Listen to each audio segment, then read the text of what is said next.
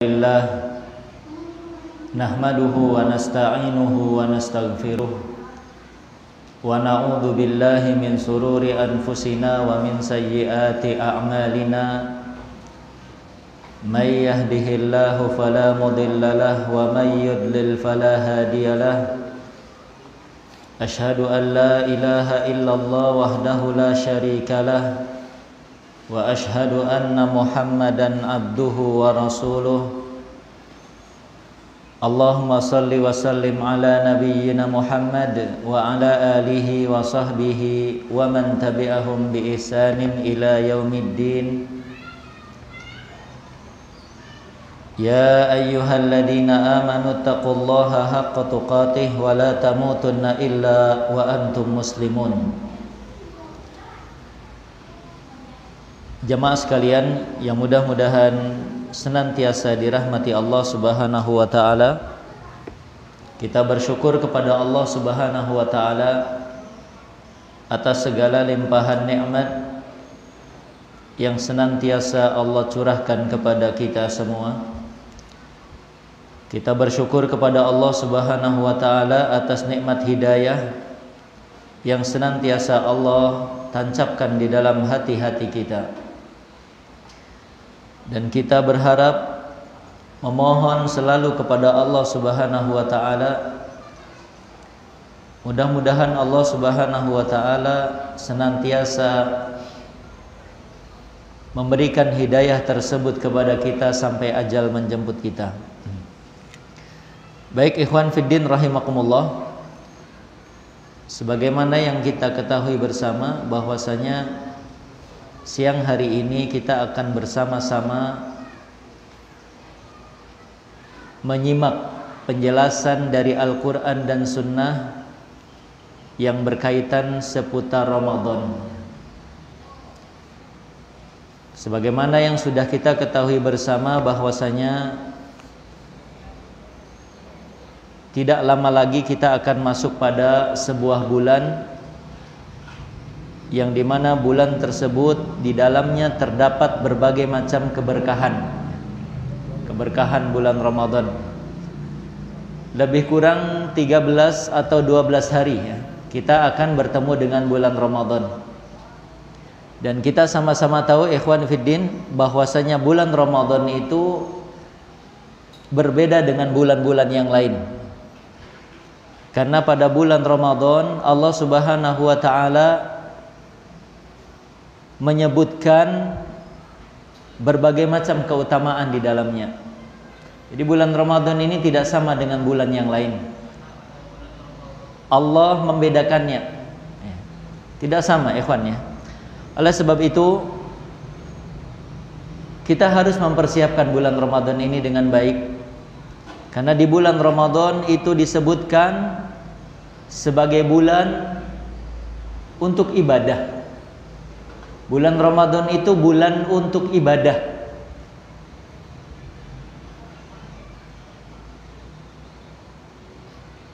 Bulan musim ibadah. Karena di sana disebutkan bulan Ramadan itu syahrun mubarak, ya, bulan yang diberkahi. Kemudian syahrul Quran. Bulan Ramadan itu syahrul Quran, disebut bulan Ramadan itu bulan Al-Quran. Penyebutan bulan Ramadan sebagai bulan Al-Quran ini menunjukkan keistimewaan pada bulan Ramadan. Padahal kita tahu membaca Al-Quran itu boleh kapan saja, tapi disebutkan bersendirian syahrul Quran. Ini menunjukkan pada bulan Ramadan kita dituntut untuk memperbanyak baca Al-Quran. Untuk bisa membaca Al-Quran dengan porsi yang banyak pada bulan tersebut butuh kepada persiapan. Ya, butuh kepada persiapan. Kemudian bulan Ramadan itu disebut juga bulan apa? Syahrul Quran, syahrul qiyam. Syahrul qiyam. Qiyam itu artinya bangun, berdiri. Yang dimaksud dengan bangun di sini menghidupkan malam. Di bulan-bulan yang lain kita menghidupkan malam, akan tetapi porsi menghidupkan malam pada bulan Ramadan berbeda dengan bulan yang lain. Malamnya digunakan untuk banyak beribadah kepada Allah, maka disebut syahrul qiyam. Jadi bulan Ramadan itu adalah bulan ibadah, di mana kita harus membedakannya dengan bulan-bulan yang lain. Ini ikhwan fillah rahimakumullah, agar kita bisa memanfaatkan bulan Ramadan nanti dengan baik, tentunya butuh kepada persiapan yang matang juga. Nabi SAW menyebutkan tentang keutamaan Ramadan ini di dalam hadis yang sangat banyak. Di antara hadis yang menyebutkan bahwasanya bulan Ramadan itu adalah bulan yang keutamaannya banyak,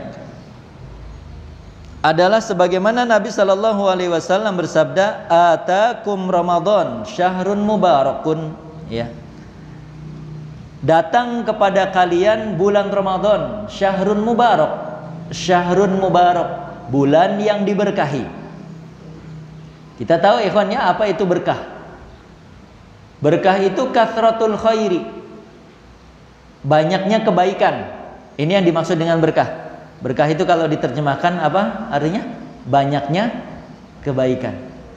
Jadi bulan Ramadan itu namanya yang pertama adalah syahrun mubarak, bulan yang penuh dengan kebaikan. Bulan yang penuh kebaikan.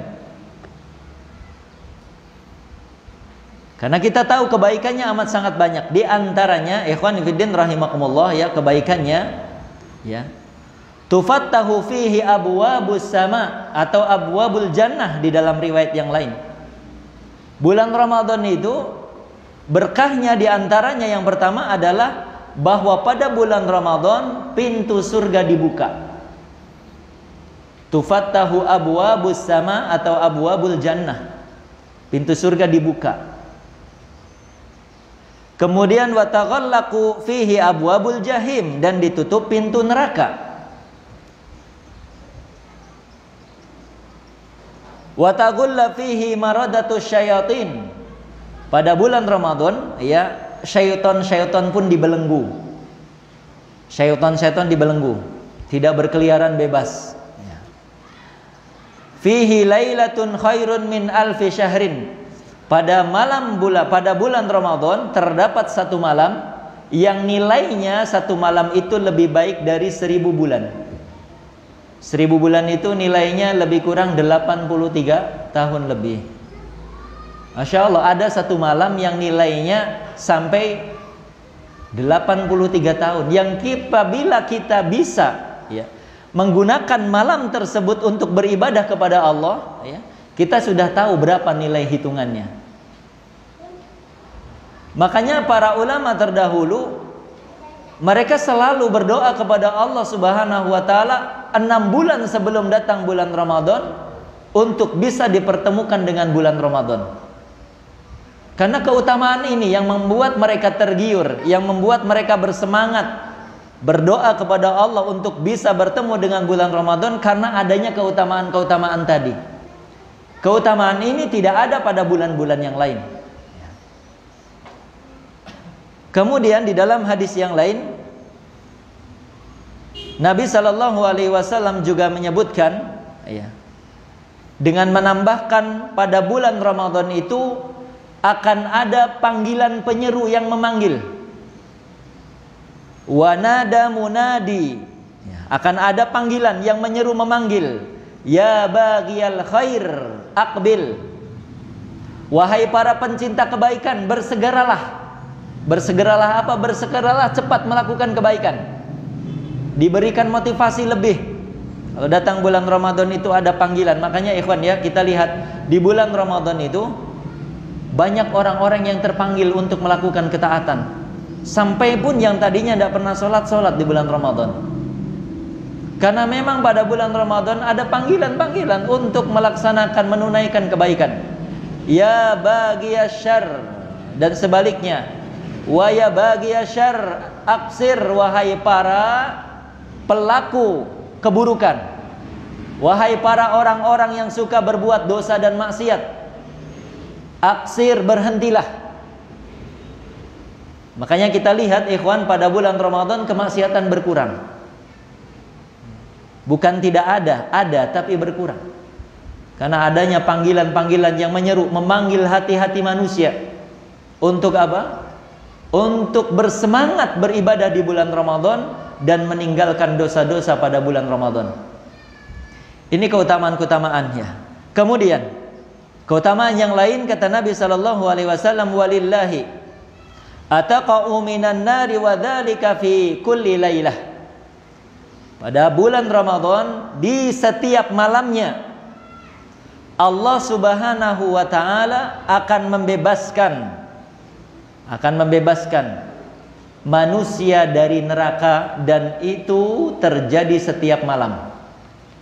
Jadi setiap malam bulan Ramadan Allah Subhanahu wa taala akan membebaskan hamba-hambanya dari neraka.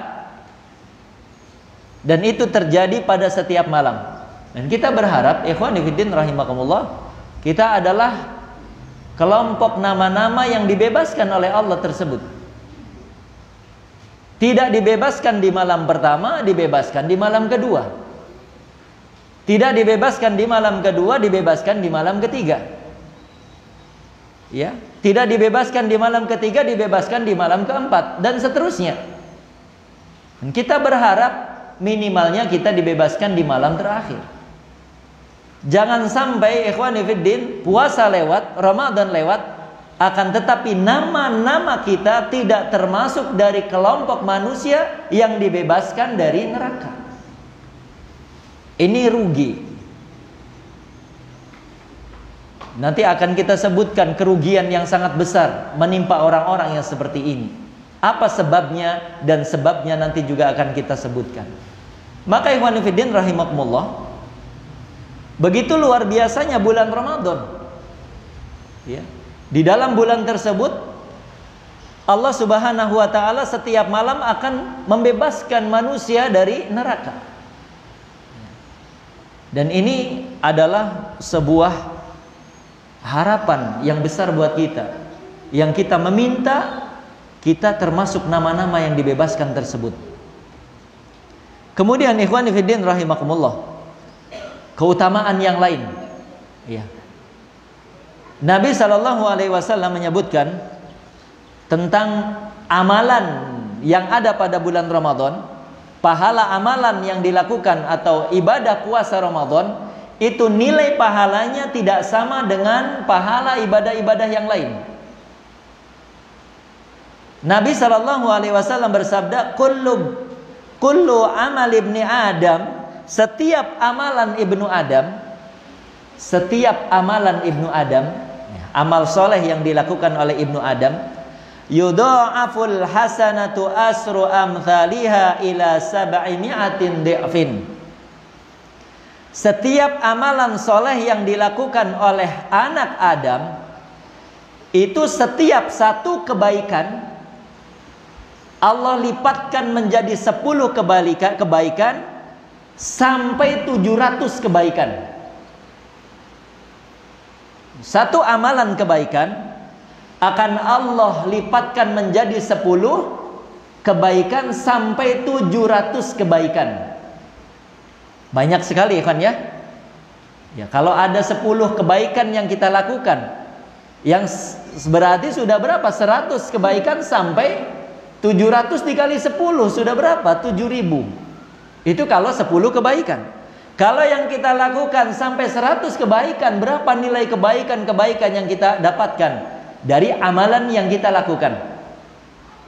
Akan tetapi ikhwani fiddin, ini belum seberapa apabila dibandingkan dengan puasa. Nabi sallallahu alaihi wasallam menyebutkan illa siyam, kecuali puasa.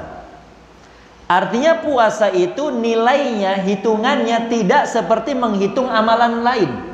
Kalau amalan yang lain tadi dihitung satu kebaikan dilipat gandakan menjadi 10 kebaikan sampai 700 kebaikan. Akan tetapi puasa tidak seperti itu cara menghitungnya. Bagaimana cara menghitungnya? Cara menghitungnya rahasia Allah. Illa siyam, kecuali puasa. Puasa tidak dihitung dengan demikian. Bagaimana cara menghitungnya? Kata Allah Subhanahu wa taala, fa innahu li, puasa itu untukku. Wa ana ajzi bihi, dan aku yang akan langsung menghitungnya. Aku yang akan langsung membalasnya, mengganjarnya, memberikan pahalanya. Tidak disebutkan nilai pahalanya berapa, akan tetapi Allah langsung menyebutkan, aku yang akan memberikan pahalanya. Kata Imam Nawawi rahimahullah, ini menunjukkan bahwasanya pahala puasa itu sangat amat banyak, tidak bisa dihitung. Ya, sesuatu yang banyak itu tidak bisa dihitung. Kita lihat bulan. Kita lihat bintang. Bintang itu saking banyaknya nggak bisa dihitung lagi. Ya. Ikan yang ada di lautan saking banyaknya nggak bisa dihitung. Pahala ibadah yang lain itu masih bisa dihitung, walaupun nilainya banyak masih bisa dihitung. Tapi untuk puasa tidak lagi bisa dihitung karena saking banyaknya. Alasannya apa? Alasannya fa innahu li, karena puasa itu untukku, kata Allah. Ya. Yada'a sahwatahu wa ta'amahu min ajli. Orang yang berpuasa itu dia mampu menahan lapar, dia mampu menahan minum, menahan makan dan minum hanya karena Allah. Makan dan minum adalah sebuah naluri syahwat manusia. Ya tidak? Semua yang berakal, tidak berakal membutuhkan minum. Orang gila sekalipun butuh kepada makan dan minum, karena itu naluri dari manusia, makan, kebutuhan naluri. Tapi lihat, dengan hanya karena Allah seorang menahan makan dan minumnya. Seburuk-buruknya manusia, seburuk-buruk imannya manusia, ketika dia berpuasa, dia mampu menahan lapar dan haus. Lihat ikhwan fiddin rahimakumullah ya, seburuk-buruk agama seseorang, dia rela menahan tidak makan dan tidak minum hanya karena Allah. Karena puasa itu jelas karena Allah. Dia tidak makan, tidak minum. Ya, kalau bukan karena Allah tidak mungkin. Kenapa? Karena untuk tidak berpuasa banyak peluang. Ya. Untuk tidak berpuasa itu banyak kemudahannya. Artinya apa? Di rumah banyak makanan kan? Kalau dia mau tidak jujur kepada Allah, bisa saja dia makan di dalam kamarnya, di WC atau di mana saja bisa dia makan. Akan tetapi demi Allah, ikhwan, hanya karena dia takut kepada Allah, walaupun makanan itu banyak di dalam rumahnya dan di dalam rumah itu tidak ada siapa-siapa, dia rela menahannya. Ya tidak? Rela menahannya, rela menahan tidak makan, walaupun makanan itu banyak. Saya yakin semua yang ada kita di sini, di rumah banyak makanan. Ada kurma, ada madu, ada air minum, ya, ada jajan-jajan snack buat lebaran, banyak sudah sedia. Tapi hanya karena takut kepada Allah saja, dia menahan itu semua. Padahal peluang untuk tidak berpuasa banyak. Tapi dia rela menahan itu semua hanya karena Allah. Makanya di sini pahala puasa itu berbeda dengan ibadah yang lain. Fa innahu li, puasa itu untukku. Karena orang yang berpuasa pasti untuk Allah. Karena untuk berpura-pura puasa itu kan bisa, ya kan? Berpura-pura berpuasa itu bisa, mudah sekali. Maka ikhwan fillah rahimakumullah, luar biasa ya keutamaan puasa Ramadan. Pahala dilipat gandakan dengan banyak lipatan-lipatan sampai tidak bisa dihitung lipatan tersebut. Disebutkan dengan ringkas, fa innahu li wa ana ajzi bihi. Sungguhnya puasa itu untukku dan aku yang akan menghitung pahalanya. Oleh sebab itu ikhwan fillah rahimakumullah ya, kita harus termotivasi dengan hadis ini. Untuk apa? Untuk bisa memanfaatkan bulan Ramadan dengan baik. Jangan sampai kita kalah dengan nafsu syahwat kita, sehingga kita tidak bisa memanfaatkan bulan Ramadan dengan baik. Kemudian keutamaan yang lain, yang mudah-mudahan hadis-hadis ini mampu memotivasi kita agar kita nanti bersemangat mempersiapkan diri untuk menyongsong bulan Ramadan. Kata Nabi sallallahu alaihi wasallam, "Man shoma Ramadanan imanan wahtisaban." Barang siapa yang berpuasa Ramadan imanan, dibangun di atas iman. Iman itu artinya dia melaksanakan puasa karena atau sebab dalam rangka menjalankan perintah Allah. Puasa ini dia yakin perintah Allah. Dia berpuasa karena menjalankan perintah Allah. Wahtisaban, dan dia berpuasa mengharapkan pahala dari Allah. Dia puasa ikhlas kemudian mengharapkan pahala dari Allah. Maka kata Nabi sallallahu alaihi wasallam, "Ghufira lahu ma taqaddama min dambih." Maka akan diampuni dosa-dosa yang telah lalu. Jangan tanya, jangan katakan saya enggak punya dosa. Ya, jangan pernah terlembar dari mulut kita ucapan saya enggak punya dosa. Ya, ikhwan fillah rahimakumullah, di antara sebab doa-doa kita tidak dikabulkan oleh Allah Subhanahu wa taala adalah dosa. Adalah dosa. Ya. Dosa itu akan menghalangi doa kita. Dosa itu akan membuat doa kita tidak diijabah oleh Allah, tidak dikabulkan oleh Allah. Oleh sebab itu, ketika kita panjang berdoa, lama berdoa, akan tetapi doa-doa itu tidak kunjung dikabulkan Allah, maka boleh jadi di situ ada masalah. Masalah yang harus pertama kita lihat adalah dosa. Dosa yang kita lakukan. Jangan pernah katakan dosa apa ya Allah, ya? Dosa apa yang membuat doa-doa saya tidak dikabulkan? Jangan. Karena banyak dosa kita. Tapi katakan bagaimana? Dosa mana yang aku taubat dan belum engkau terima taubatnya? Ya Allah, berikan ilham kepada saya. Dosa mana yang sudah aku taubati tapi engkau belum menerima taubatnya? Jangan dikatakan dosa apa ya Allah yang saya lakukan? Kayak seperti orang yang gak punya dosa. Jadi katakan dosa mana yang aku taubati tapi belum engkau terima taubatnya? Berikan ilham kepadaku. Di dosa, ikhwani fiddin rahimakumullah ya, kita manusia pasti banyak berbuat dosa.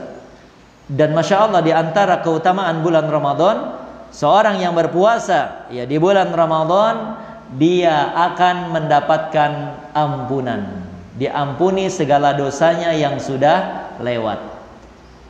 Nah, ikhwan fiddin rahimakumullah, kalau kita lihat keutamaan-keutamaan tadi, kita simpulkan ya, kita sebutkan dengan ringkas singkat keutamaan-keutamaan yang ada pada bulan Ramadan.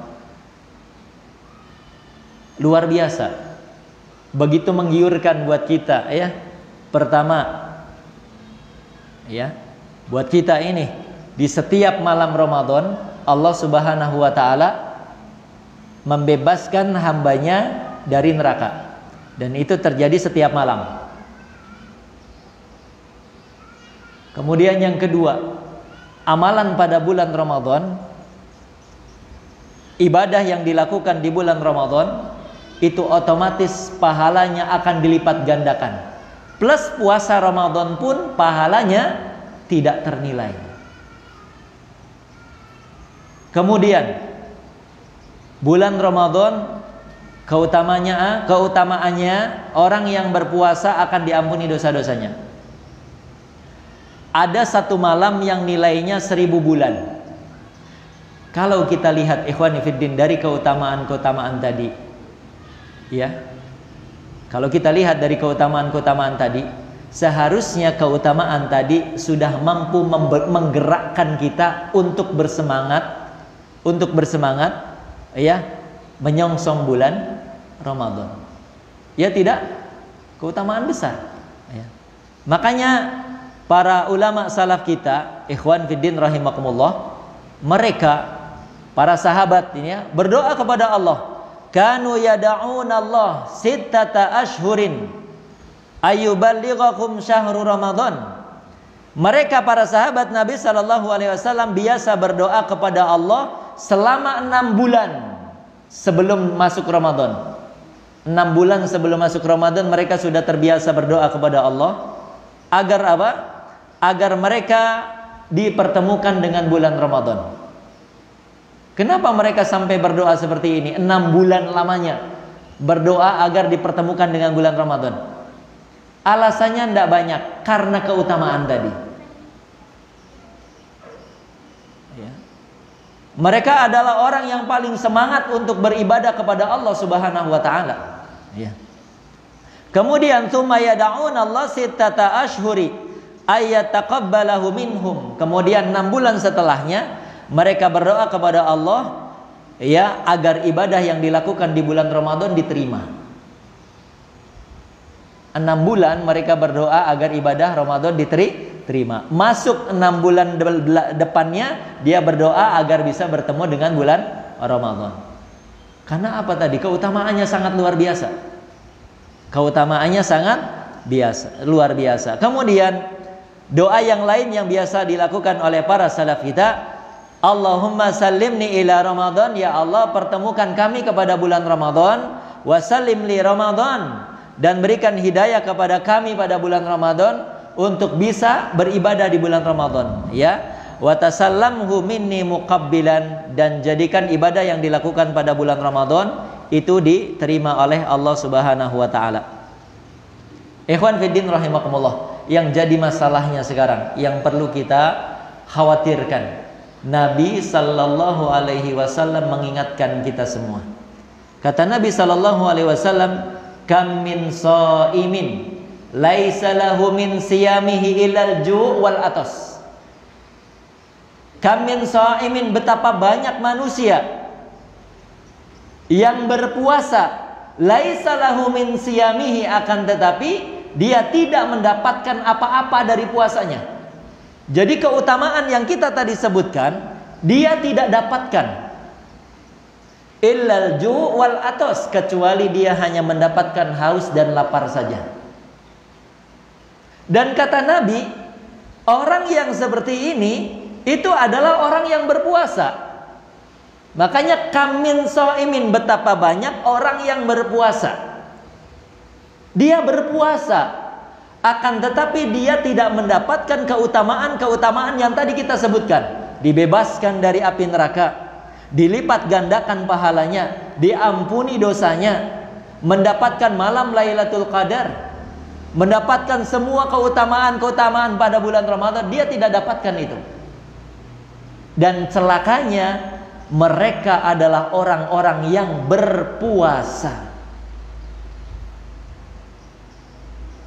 ya. Mereka tidak mendapatkan itu semua, kecuali hanya mendapatkan haus dan lapar saja. Ini peringatan buat kita ya. Karena bisa jadi yang Nabi sebutkan kam min shaimin, betapa banyak orang yang berpuasa tidak mendapatkan apa-apa dari puasanya, itu termasuk kita.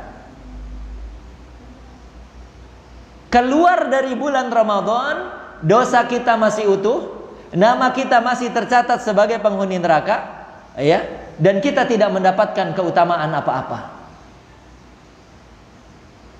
Ini renungan buat kita. Maka ikhwani fiddin rahimakumullah, agar bulan Ramadan nanti membawa berkah kepada kita, artinya apa?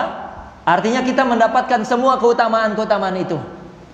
Maka tentunya kita harus bisa berpuasa atau menghidupkan bulan Ramadan dengan ibadah-ibadah. Ya tidak ikhwan? Ya, ibadah-ibadah. Kemudian kita juga berusaha sekuat tenaga untuk menghindari hal-hal yang dapat merusak puasa tersebut. Ikhwani fiddin rahimakumullah.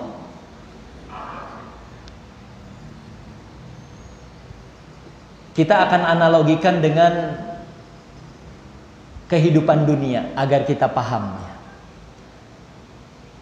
Antum tinggal di kota apa di kampung? Ini kampung apa kota? Kota. Kebiasaan kampung masih ada nggak? Kalau 17 Agustus masih sering ada lomba? Masih ya? Lomba apa biasanya, Pak? Panjat pinang. Kalau terus yang lain, voli, main bola ada? Main bola ada ya? Main bola. Biasanya pertandingan itu antar RT apa antar kadun apa antar desa? Antar desa. Biasanya pertandingannya itu pada bulan Agustusnya. Sebelum bulan Agustus, mereka yang ikut lomba ada latihan tidak? Ada latihan kan? Nah, gini ikhwan fiddin rahimakumullah. Dalam perkara dunia saja, seorang yang ingin mengikuti perlombaan apa saja lombanya, pasti dia akan mempersiapkannya dengan matang. Orang yang ingin mengikuti kelompok apa saja yang ingin mengikuti perlombaan dunia, entah itu lomba berenang, entah itu lomba sepak bola, bola voli, apa saja lombanya, pasti mereka mempersiapkan diri. Dengan apa? Dengan banyak latihan. Tujuannya apa? Tujuannya biar bisa menang. Biar bisa menang, menjadi juara. Padahal hadiahnya kadang cuma handuk satu gitu ya. Hadiahnya dunia, sebesar-besar dunia, paling 3 juta, sebesar-besarnya 100 juta. Tapi kadang mereka latihan menghabiskan modal banyak supaya menang, supaya punya nama. Untuk perkara dunia seperti itu. Kenapa mereka latihan begitu? Mempersiapkan diri dengan banyak latihan agar menang. Agar nanti ketika mereka terjun di lapangan, ketika menghadapi musuh-musuh, mereka bisa punya strategi bagaimana cara menghadapi musuh itu. Bagaimana cara menghadapi lawan. Ya. Karena demi Allah ikhwan, orang yang mengikuti perlombaan apa saja, contohlah main bola, Piala Dunia, Indonesia ikut main bola, Piala Dunia, tapi nggak pakai latihan. Pas giliran dapat jadwal bermain bola dengan lawan, kira-kira apa yang terjadi di lapangan? Kayak apa? Tanpa latihan, tanpa ada seleksi pemain, pelatihnya juga nggak ada. Tiba-tiba besok main langsung ditunjuk orangnya. Besok permainan langsung ditunjuk orangnya. Besok kamu main. Kira-kira main bolanya kayak apa nanti? Nggak bakal jadi ya Pak. Jadi dagelan kalau kata orang Jawa. Jadi dagelan tuh jadi guyonan, dipermainkan. Berpuasa Ramadan ikhwan, dan beribadah di bulan Ramadan, baca Quran kah, sholat tarawih kah, sodakoh kah, semua amalan-amalan yang kita targetkan di bulan Ramadan, kalau tidak kita latih sebelumnya, tidak bakal bisa. Sebagaimana apa tadi? Orang yang ikut perlombaan, tanpa dilatih, tanpa latihan, tidak bakal bisa. Bukan tidak bisa main, bisa, tapi mainnya yang penting main. Puasa Ramadan, kita punya target ibadah banyak di bulan Ramadan. Mau baca Quran khatam, mau sholat malam semalam, ya tarawih terus, ibadah lain terus, tapi nggak pakai latihan. Kita berpuasa, tapi puasanya yang penting puasa. Kita ibadah, tapi ibadahnya yang penting ibadah. Hanya meramaikan saja. Nah, hal yang seperti ini dikhawatirkan termasuk orang-orang yang berpuasa akan tetapi tidak mendapatkan keutamaan tadi. Maka oleh sebab itu ikhwan fillah rahimakumullah, seharusnya pengajian seperti ini tuh 6 bulan sebelumnya. Bahas Ramadan 6 bulan sebelum Ramadan. Diketawain kan? Ramadan masih lama kok pembahasannya sekarang Ustaz. Orang-orang dulu dipersiapkan 6 bulan sebelum Ramadan. Karena mereka paham bulan Ramadan adalah bulan yang banyak keutamaannya, akan tetapi ingat nafsu juga kuat. Bulan Ramadan, ikhwani fillah rahimakumullah, ya. Puasa itu sejatinya melatih manusia untuk tidak cinta kepada dunia. Ya tidak?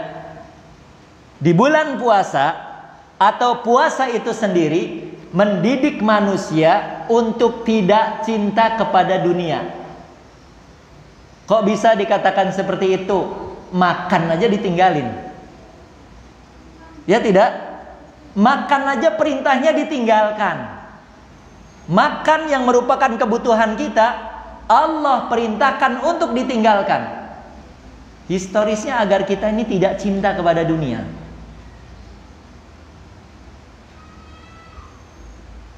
Kita di bulan Ramadan dilatih untuk banyak bersedekah. Karena Nabi SAW adalah manusia yang paling dermawan, dan lebih dermawan lagi di bulan Ramadan.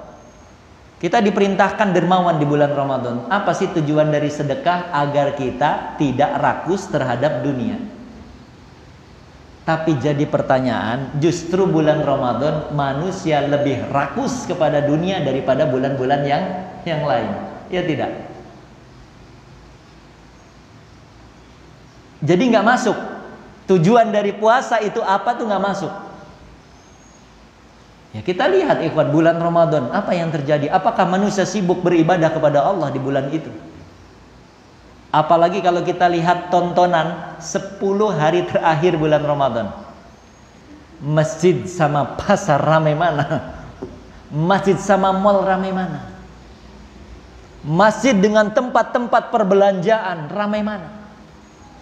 Padahal puasa itu sejatinya mendidik manusia untuk meninggalkan dunia, untuk tidak cinta kepada dunia.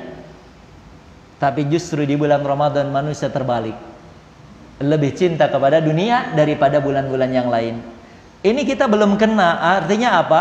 Kita masih salah paham dengan bulan Ramadan. Padahal perintahnya di bulan Ramadan itu kita tinggalkan urusan dunia. Imam Asy-Syafi'i di bulan-bulan biasa itu baca Quran, ya. Di bulan Ramadan itu sampai khatam 1 hari 2 kali.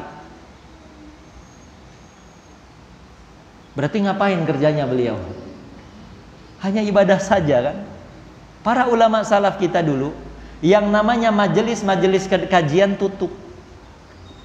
Majelis kajian tutup, sibuk baca Quran. Fokus beribadah kepada Allah di bulan Ramadan. Kajian saja tutup. Kalau sekarang tidak, pasar dibuka lebar. Semakin ramai di bulan Ramadan. Antum akan lihat nanti bulan Ramadan, orang yang tadinya nggak pernah jualan ikut jualan. Kata mereka, inilah berkah Ramadan. Berkah Ramadan itu kata manusia sekarang adalah harta. Padahal kata Islam berkah Ramadan itu tadi apa? Ampuni dosa, dibebaskan neraka, ya, dan semua yang sudah kita sebutkan. Bukan tidak boleh cari uang di bulan Ramadan, bukan, akan tetapi sekarang kebalikan, bulan Ramadan lebih sibuk cari uang daripada bulan-bulan lain. Maka ini pelajaran buat kita ikhwan fillah rahimakumullah, ya. Kita harus mempersiapkannya. Ikhwan, baca Quran itu butuh latihan. Ya tidak? Ada waktu, tidak ada waktu, itu butuh latihan. Kalau kita tidak latih dari sekarang, bulan Ramadan ujug-ujug baca Quran, punya target 1 hari 1 juz, berat. Ya tidak? Nggak pernah baca Quran. Bulan-bulan biasa santai, kapan ada waktu baca, nggak ada, sudah lewat. Bulan Ramadan saya punya target minimalnya 1 kali hatam. Kalau 1 kali hatam, kalau kita hitung nih ikhwan ya, berarti 1 hari itu harus 1 juz. Kalau harinya 30. Kalau harinya 29 berarti lebih. Kurang, lebih. Kalau sebut saja misalnya 30 hari, berarti harus 1 hari 1 juz. 1 juz itu kalau mushaf yang ditulis dari Madinah atau dari Arab Saudi yang seperti ini 1 juznya 10 lembar. 10 lembar itu sedikit apa banyak? Banyak buat orang yang nggak biasa baca. Bisa kelenger ini leher, habis suara. Ya tidak? Kalau kita mau atur biar mudah ya, 1 hari 1 malam 1 juz. Kalau dibagi 5 kali sholat nih ya, umpama ya, berarti setiap 1 kali sholat berapa lembar? 2 lembar. 2 lembar sebelum sholat atau sesudah sholat. Bisa? Bisa nggak? Bisa kalau dilatih. Kalau nggak dilatih, ya habis sholat megangnya HP. Sebelum sholat megangnya HP. Kalaupun waktunya banyak sampai di rumah ya megang HP lagi. Nonton sinetron lagi. Kalau nggak dilatih nggak bisa. Insya Allah Ustadz bulan Ramadan nanti saya kerja libur banyak waktu. Kalau nggak dilatih nggak bakal bisa. Pasti akan condong kepada perkara lain. 1 kali sholat 2 lembar. 1 kali sholat 2 lembar. Mau dibaca sesudah sholat, sebelum sholat? Sesudah atau sebelum? Sebelum sholat. Sebelum sholat berarti antum harus datang setengah jam sebelum sholat. Bisa? Berat ya Bang. Orang biasanya aja sholat datang pas qomat. Coba, semuanya butuh latihan. Beneran ini, beneran butuh latihan. Nggak bisa ini kalau nggak dilatih. Mau dibaca setelah sholat. Setelah sholat refleks, habis zikir keluar. Kalau nggak ditahan kaki, aduh tinggal di masjid itu panas. Kayak ada setannya, ada jinnya. Berlama-lama di masjid itu panas. Iya, ada di sini yang ada setannya. Makanya perlu dilatih, Wan. Nggak mungkin kalau dilatih tanpa latihan, ujuk-ujuk nanti menjadi juara di bulan Ramadan. Nggak bisa. Semuanya butuh latihan. Persiapan yang matang. Jadi 2 lembar itu mau dibaca setelah sholat apa sebelum sholat? Sudah bingung kita ngaturnya kan? Kalau sebelum sholat kata Ustadz setengah jam sebelum sholat harus sudah di masjid. Wah bingung ini. Bagusnya setelah sholat saja. Bisa dijamin setelah sholat duduk megang Quran. Belum anaknya manggil abi. Belum toko buka toko. Wah iya ini ada pembeli. Repot. Jadi Masya Allah kalau nggak dilatih ini nggak bisa. Iya tidak Ikhwan? Ini ngomong apa adanya aja.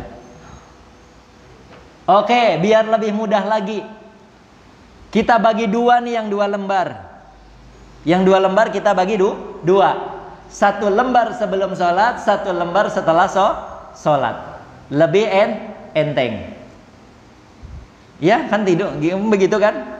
Tapi dijamin setiap sholat harus di masjid. Sekali saja antum tinggalkan sholat di masjid, sudah keder bagi baca Qur'annya. Ya tidak? Aduh ini tadi harusnya dibaca sholat duhur, di asar belum dibaca. Ya kan? Akhirnya di asar nggak sempat lagi baca, akhirnya numpuk di maghrib. Di maghrib nggak sempat lagi baca, kenapa? Udah keburu lapar. Mau isya udah keburu terawih, akhirnya 1 juz 1 hari tertinggal. Besoknya males. Demi Allah kalau nggak dilatih nggak bisa. Harus pakai latihan. Ada berapa hari lagi sampai Ramadan? 12. Latihan kita 12 hari. Latihan 12 hari ngatur waktu dan berjuang untuk memanfaatkan waktu. Kita tuh bukan orang yang nggak punya waktu, banyak waktu nganggur. Cuman yang jadi masalahnya berjuang untuk duduk membaca Quran yang berat. Kadang kita nggak sadar, ikhwan, megang HP itu tiba-tiba sudah 1 jam, ya kan? Nggak sadar kan? Tiba-tiba sudah 2 jam, tiba-tiba sudah jam 12, kuat kita megang HP. Tapi kalau baca Quran itu terasa lama.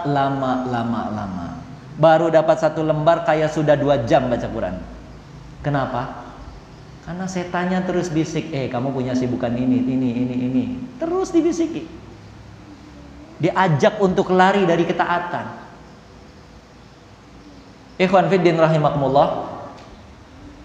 Kita di bulan Ramadan nanti akan berperang melawan 2 musuh. Apa? Yang pertama, musuh itu ada pada diri kita.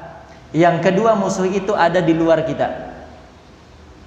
Musuh yang ada pada diri kita adalah hawa nafsu itu sendiri. Ya tidak? Untuk menundukkan hawa nafsu saja kita keberatan, berat. Inna nafsa la'ammaratun bisu, karena sesungguhnya nafsu itu selalu menggiring, membawa kepada burukan. Makanya kalau nggak dilatih, Masya Allah. Kemudian yang kedua, musuh di luar kita. Di luar kita itu ada syaitan. Baik syaitan itu dari kalangan manusia atau dari kalangan jin. Iya tidak, Iwan? Iya. Jadi berat, nanti kita itu berperang ketika bulan Ramadan, berperang, berlomba dengan itu, dengan nafsu yang ada pada diri kita dan musuh yang ada di luar kita, yaitu syaitan, baik jin ataupun manusia. Kita tidak akan bisa mengalahkan musuh kita ini, ikhwan, tanpa ada latihan. Sehebat-hebatnya tentara, sehebat-hebatnya pasukan, sehebat-hebatnya pemain, sebagus-bagusnya mereka, ya, pemain-pemain perlombaan, kalau mau lomba latihan. Makanya mereka kerjanya cuma latihan. Bukan berarti orang yang sudah jadi juara 1 piala dunia, negara juara 1 piala dunia, kemudian untuk tahun besok nggak latihan. Nah, latihan lagi kan? Terus latihan lagi. Ini perkara dunia, ya kan? Karena mereka tahu cara berpikirnya nalar. Untuk menang harus latihan. Untuk Ramadan, untuk menang kita nggak latihan. Padahal para salaf kita dulu, ya, sudah melatih mental kita, mental mereka jauh sebelum Ramadan datang. Baik, ikhwan fillah rahimakumullah. Ya. Apa saja yang perlu kita persiapkan untuk bulan Ramadan? Untuk bisa beribadah dengan baik di bulan Ramadan. Untuk bisa baca Quran, minimalnya khatam 1 kali. Walaupun sebenarnya aib khatam 1 kali itu. Aib itu artinya tercela. Masa orang Islam bulan Ramadan khatamnya cuma sekali? Tapi ya minimalnya kan begitu ya. Daripada nggak sama sekali, ya kita mah Ustadz yang penting, kan begitu ya. Yang penting khatam. Kita mah semuanya yang penting. Makanya ikhwan, kalau dibongkar ini semua akan menelanjangi kita. Kita adalah manusia-manusia yang paling jauh dari ibadah. Tapi kadang kita merasa percaya diri, merasa sudah banyak ibadah. Kita ini ibadah Masya Allah baru sedikit seujung kuku, setai kuku aja nggak ada. Itu pun belum tentu diterima. Tapi sok pandir seolah-olah kita sudah banyak ibadah. Lihat orang yang belum bisa ibadah, ahli neraka. Kayak dia sudah ahli surga saja. Jadi ikhwan fillah rahimakumullah, iya. Jadi butuh kepada persiapan. Dan ibadah atau target kita bulan Ramadan bukan hanya baca Quran. Ingat, Kalau cuman ngatur biar bisa baca Quran mudah lah. Tapi kan banyak yang mau kita lakukan di bulan Ramadan. Ibadahnya di antara yang lain sholat malam, sholat tarawih. Ya kan? Kemudian ibadah yang lain. Tambah lagi ibadah yang lain. Kemudian ditambah lagi dengan ngurusi urusan-urusan dunia yang memang kita nggak bisa tinggalkan itu. Jadi semua urusan jadi satu di bulan Ramadan. Bersamaan itu kita punya target-target. Makanya kalau nggak dilatih berat.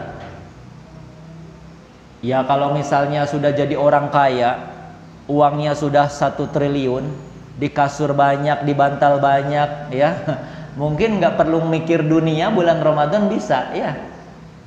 Tapi kebalik ya, sekarang justru yang lebih banyak duit makin sibuk. Nggak ada ceritanya duit semakin banyak semakin lupa dunia, tuh nggak ada. Yang ada semakin banyak duit semakin kejar lagi itu dunia. Makanya dalam rumus dunia itu nggak ada orang yang sudah kaya taubat dari dunia. Udahlah, saya segini aja, semiliar saja udah cukup. Nggak ada. Kalau bisa, saya bisa 2 miliar. Bukan tercela, bukan. Boleh, mubah. Tapi yang jadi masalah, jangan sampai menjadikan akhirat urusan yang tidak dipikirkan. Maka ikhwan fillah rahimakumullah, ya. Harus adanya persiapan. 13 hari. Ini atlet yang hebat. Atlet pilihan. 13 hari cukuplah untuk latihan. Karena memang punya skill yang bagus. Skill kita dengan skillnya para salaf beda. Skillnya para salaf 6 bulan butuh latihan. Skill kita 12 hari. Ya, insya Allah. Ya, para salaf itu kan para pemalas. Kita ini orang taat, rajin. Naudzubillah. Kita justru seharusnya mempersiapkannya lebih lama. Tapi itulah kita kadang, ya. Naudzubillahi min dzalik. Baik, ikhwan fillah rahimakumullah, persiapan apa saja yang harus kita miliki? Pertama, ikhwan, dari sekarang, pepejeh, cek orang Sunda gitu ya. Kata orang Sunda, dari sekarang pepejeh, persiapkan yang namanya mental. Dari sekarang, mental apa Ustadz? Emangnya mau ngapain? Pergi ikut perlombaan, kalau nggak punya mental, sebagus apapun orangnya, di atasnya akan jadi orang tontonan. Punya ilmu banyak, ilmunya banyak. Mau khutbah Jumat, pertama kali khutbah Jumat, punya ilmu banyak, naik di atas mimbar, karena nggak pernah, apa yang terjadi? Lutut sama lutut bisa beradu. Ya kan? Artinya gemetar. Walaupun dia punya ilmu banyak, walaupun punya teori yang banyak, kalau tidak dipersiapkan mental dari sekarang nggak bakal jadi. Jadi mental harus dipersiapkan. Buat puasa nanti mental pertama kali harus disiapkan. Mental ini di sini niat lah gitu ya, bahasa lainnya. Dari sekarang ikhwan berdoa kepada Allah, ya Allah, pertemukan aku dengan bulan Ramadan. Sok doa sing bener. Doa dengan doa yang betul-betul khusyuk kepada Allah. Ya Allah, pertemukan aku dengan bulan Ramadan. Kemudian setelah berdoa itu, ya Allah, berikan taufik kepada saya agar saya bisa beribadah dengan baik di bulan Ramadan. Persiapkan mental itu dari sekarang. Saya nanti bulan Ramadan mau betul-betul beribadah kepada Allah. Dipersiapkan dari sekarang, jangan ragu-ragu. Karena kalau nggak pada persiapan mental ini, datang bulan Ramadan biasa-biasa saja. Persiapkan mentalnya dari sekarang. Ya Allah, pertemukan saya dengan bulan Ramadan. Pokoknya saya mau banyak ibadah di bulan itu. Persiapkan niat itu dari sekarang. Harus dipersiapkan mental itu. Ketika seorang tidak ada hasrat ya, keinginan untuk bertemu dengan bulan Ramadan, yakin dan pasti bertemu bulan Ramadan biasa-biasa saja. Beda dengan orang yang punya hasrat yang tinggi, selera yang tinggi, nafsu yang tinggi. Ketika bertemu, habis dia. Habis dilakukan amalannya. Amalannya akan semangat. Ikhwan fillah rahimakumullah, dalam perkara dunia saja, orang yang punya tujuan hidup dengan orang yang nggak punya tujuan kan beda. Urusan dunia, kuliah berapa tahun kuliah? Kuliah itu S1 berapa tahun Pak? Saya soalnya nggak kuliah kemarin. Tamat SMA langsung nikah. Tamat pondok langsung nikah. Berapa? 7 tahun? 4 tahun. Yang penting saya wisuda. Yang penting saya wisuda. Kuliah yang penting wisuda. Tapi ada orang yang punya target 4 tahun harus tamat. Beda apa sama nanti pas kuliah? Orang punya target sama nggak punya target? Beda. Saya sekolah harus dapat juara 1. Yang satunya yang penting saya naik. Gimana tuh? Sama apa beda nanti kualitasnya? Beda. Saya nanti bulan Ramadan berazam kuat mau banyak ibadah. Yang satunya yang penting saya bertemu Ramadan. Beda nanti kualitasnya. Makanya niat itu mempengaruhi kesungguhan seseorang. Itu harus ada dari sekarang. Rasa rindu, rasa cinta, rasa ingin bertemu dengan si dia bulan Ramadan harus dari sekarang dibuat. Harus dari sekarang dibangkitkan. Rasa ingin memanfaatkan bulan Ramadan dengan baik, dengan banyak ibadah, itu harus dari sekarang dibangun niat itu. Kalau nggak dibangun dari sekarang, ya bulan Ramadan datang biasa-biasa saja. Ya, dalam urusan dunia saja kita kalau ingin hasil baik, ya jauh hari dipersiapkan. Ya, seperti tadi perlombaan jauh-jauh hari dipersiapkan, mentalnya dipersiapkan. Nah ini ikhwan fillah rahimakumullah, tanamkan niat di dalam hati dari sekarang. Jangan ditunda-tunda lagi. Gimana caranya? Banyak berdoa. Banyak berdoa kepada Allah. Kapan berdoa? Kapan saja kita mengangkat tangan berdoa, di situ kita letakkan doa itu. Ya Allah, pertemukan saya dengan bulan Ramadan dan buat saya mampu beribadah kepadamu di bulan Ramadan tersebut. Bimbing saya ya Allah supaya bisa beribadah dengan ibadah yang baik di bulan Ramadan. Harus kita bunyikan, kita sebutkan doa itu di dalam hati kita, di dalam lisan kita, di dalam doa-doa kita. Ketika kita sholat sunnah, ketika kita berdoa antara adzan dan iqamah, ketika kita bangun malam di sepertiga malam terakhir, ya, dan di waktu-waktu yang lain, terus kita berdoa dengan doa ini. Dan itu nanti akan membuat hati kita bulat. Bulat itu artinya tekadnya bulat. Punya semangat yang kuat untuk bisa beribadah di bulan Ramadan dengan baik. Ini persiapan ya kawan ya, ini harus dipersiapkan. Kadang ya ada sebagian gitu ya, Ramadan alhamdulillah sebentar lagi datang, bahagia sekali. Kenapa? Karena omset bulan Ramadan itu 10 kali lipat daripada omset di bulan lain. Masya Allah.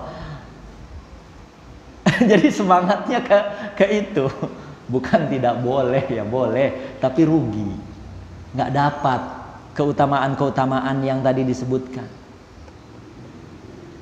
Maka ikhwan fillah rahimakumullah, mudah-mudahan Allah Subhanahu wa taala memberikan taufik kepada kita ya, sehingga kita nanti bisa betul-betul bulan Ramadan itu bisa dimanfaatkan untuk ibadah kepada Allah. Jam berapa ini? Jam 2. Baru sejam ya? Kayak lama banget. Sejam lagi? Setengah jam lagi. Ya, insya Allah masih sanggup lah. Karena udah biasa ngoceh. Udah biasa ngomong, jadi bisa aja ngomongnya. Ya, baik. Ikhwan fillah rahimakumullah, yang kemudian yang perlu kita persiapkan ikhwan ya, selain mempersiapkan mental niat yang kuat, kita juga harus mempersiapkan ekonomi. Ekonomi harus dipersiapkan. Maksudnya apa? Kalau kita punya target ya, punya cita-cita supaya kita nanti lewat bulan Ramadan termasuk yang dibebaskan dari api neraka, termasuk yang diampuni dosa, termasuk yang mendapatkan semua keutamaan, kan otomatis puasanya bukan hanya sekedar puasa ya. Jadi puasanya harus puasa yang berbeda. Ibadahnya pun harus ibadah berbeda, butuh kekhusyuan. Di antara sebab tidak khusyuk adalah susah ekonomi, ya. Mau baca Quran, Masya Allah, Ustadz saya tuh ingin banget baca Quran, tapi gimana kalau baca nanti telat, dagangan gak laku. Nah, ini jujur ya ikhwan ya. Kalau memang dia ingin bulan Ramadan itu betul-betul ya bermanfaat, dia harus mempersiapkan ekonomi. 11 bulan nyari duit untuk bulan Ramadan. Sekarang terbalik, 11 bulan nyari duit untuk Idul Fitri, baju baru. Bukan untuk Ramadannya. Seolah-olah bulan Idul Fitri itu atau bulan Syawal itu adalah apa? Bulan kebahagiaannya untuk orang-orang yang punya baju baru.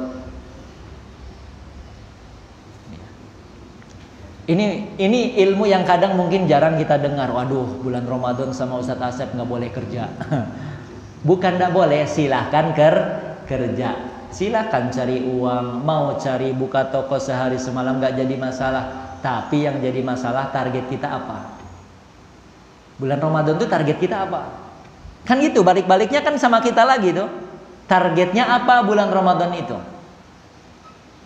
Kalau targetnya puasa, biasa lah Ustadz, yang penting mah biasa, nggak usah fanatik-fanatik lah Ustadz. Itu ngajarin tinggalin dunia, fanatik sekali. Ya enggak apa-apa, silakan, hak masing-masing. Hak individu yang seperti itu. Tidak ada Ustadz itu, saya bukan lagi mengharamkan jualan atau bisnis atau apa, bukan. Hak pribadi masing-masing. Tapi yang punya tujuan bulan Ramadan tadi, tujuannya apa? Mendapatkan keutamaan tadi kan harus khusyuk. Di antara khusyuk itu sebabnya harus siap dalam masalah ekonomi. Karena kenapa? Karena begini ya kawan, kebanyakan bulan Ramadan tadi saya sebutkan nggak biasa jualan, ya kan? Malah cari kesibukan, apalagi emak-emak. Bulan Ramadan itu dilatih kita supaya banyak makan apa sedikit makan. Bulan Ramadan dilatih sama Allah, sama puasa dilatih supaya banyak makan atau sedikit makan? Sedikit makan. Tapi lihat, bulan Ramadan sedikit makan apa banyak makan? Coba itu makanan dibuat jadi sendiri apa dibuat? Dibuat. Buatnya pakai waktu tidak? Pakai waktu, banyak makanan, banyak waktu, kan gitu. Banyak makanan ya banyak waktu ngolahnya juga. Akhirnya emak-emak sibuk ngurusin bikin makan. Ya tidak. Coba, padahal puasa itu mendidik kita agar tidak banyak makan. Tapi terbalik, bulan Ramadan justru jadi ajang banyak makan. Makan di hari-hari biasa, lauhnya beras, nasi ya, kemudian sama buncis dioseng sama tempe. Orang Jawa nih, orang Sunda gitu biasanya. Entah kalau orang asli sini tempe, suka tempe enggak? Apa biasanya? Ikan. Biasanya di hari-hari biasa makan malam sama nasi, kemudian sama sayur sama satu jenis lauk. Bulan Ramadan bulan Ramadan gimana? Bulan Ramadan banyak menu kayak di prasmanan orang pesta. Itu dibuat apa dari sendiri? Dibuat kan? Buatnya kan pakai waktu. Ini demi Allah, di bulan Ramadan malahan ya, kita dituntut untuk banyak ibadah, malah banyak meninggalkan ibadah. Dituntut agar sedikit makan, malah banyak makan, ya kan? Dituntut untuk tidak terlalu cinta dunia, malah cinta dunia. Kan serba terbalik. Nah, ini renungan saja, Ikhwan. Renungan buat kita. Ya Ustadz, ini sudah terlambat. Ngapa ceramahnya baru 12 hari sebelum Ramadan? Untuk tahun depan aja lah. Tahun depan insya Allah saya akan seperti itu. Habis lebaran 1 hari maut. Mati. Jadi ini demi Allah, ini bukan untuk saya, untuk kita semua. Yang tadi kita sudah saya sebutkan di awal, keutamaan-keutamaan. Yang tujuannya ketika disebutkan keutamaan, orang itu tertarik, terangsang, tergoda. Nabi, Allah dan Rasulnya menyebutkan keutamaan bulan Ramadan dengan banyak keutamaan. Disebutkan keutamanya ini, surga dibuka, neraka ditutup, setan dibelenggu, masuk ini, semua disebutkan keutamaannya. Tujuannya supaya apa? Manusia terpikat kan? Saya pilih akhirat daripada dunia. Kan tujuannya begitu. Tapi walaupun sudah diiming-imingi dengan segitu detailnya sama Allah, gak ngaruh. Kenapa? Karena memang manusia itu musuhnya tadi nafsu dengan syaitan kuat. Ini ikhwan fillah rahimakumullah, minimalnya kita mengambil faidah 10% lah dari ceramah ini kan. Tidak banyak-banyak lah. Jadi awas, hati-hati, ini istri nanti di bulan Ramadan. Jangan dibebani dengan banyak masak. Ya. Jangan dibebani dengan banyak masak. Masya Allah, sudah tanya jawab. Padahal belum ada materi, udah ada tanya jawab. Iya, enggak apa-apa. Itu saja ya ikhwan fiddin yang rahimakumullah yang bisa saya sampaikan. Ini gambaran-gambaran yang mungkin bisa kita renungkan bersama untuk bagaimana supaya kita bisa memanfaatkan bulan Ramadan dengan baik, ya. Tentunya kita adalah orang-orang yang mengharapkan keutamaan tersebut sampai kepada kita. Maka itulah gambarannya. Siapa saja yang mengharapkan, menginginkan keutamaan-keutamaan tadi dia dapatkan atau diberikan Allah, maka hendaknya dia tidak bermain-main dengan bulan Ramadan. Dan hendaknya serius menjalankan atau beribadah di bulan Ramadan, memanfaatkan dengan sebaik-baiknya. Baik, ikhwan fillah, ini ada sesi kedua, ini sesi tanya jawab. Mudah-mudahan yang nanya ada, yang jawab ada. Kalau nggak ada yang nanya, nggak perlu dijawab. Silahkan buat yang akhwat bertanyanya lewat tulisan, jangan langsung. Karena di sini banyak para pemuda. Bukan pemuda, yang tua aja masih pada mau. Baik, silahkan. Kalau ada yang mau bertanya, nanyanya jangan susah-susah.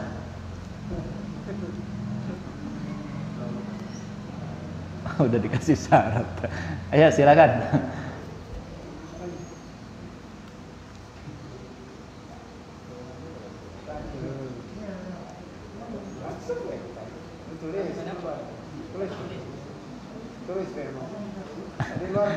Kalau malu, kalau nanyanya malu ditulis aja. Nanti nganterkan pertanyaannya orang lain. Boleh di luar tema. Di luar tema, yang penting temanya masih tema Islam. Jangan tema politik, kalau politik saya nggak ngerti.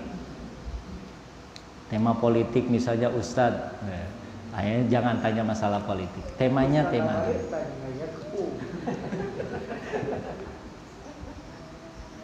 Di luar tema, masalah jomblo, masalah apa, terserah.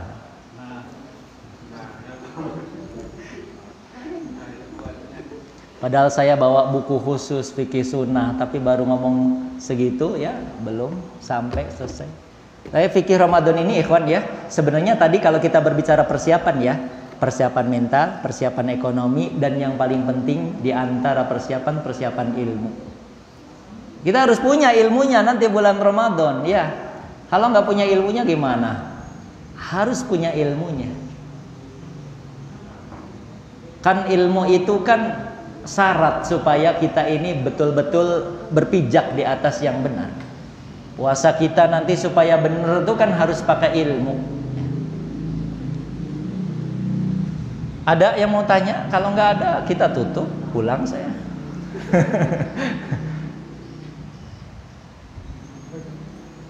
pada pinter-pinter, nggak ada yang nanya.